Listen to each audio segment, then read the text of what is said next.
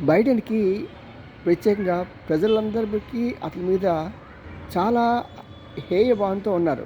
కారణం ఏంటంటే, ప్రత్యేకంగా అతను ఏ పని కూడా సరిగ్గా చేయలేకపోవటం, అన్ని విషయాల్లో జోక్యం చేసుకోవటం, అనవసరంగా పొరుగు దేశాలతో కయ్యాన్ని కాలదూవటం.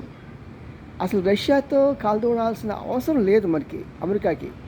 కానీ ఇతను కావాలని చెప్పేసి రష్యాతో కాలదూవటం మూలంగా ఇతను నాశనం అవటం కాకుండా నాటో దేశాలన్నిటి కూడా వాళ్ళందరినీ రెసిషన్‌లోకి దింపేశాడు.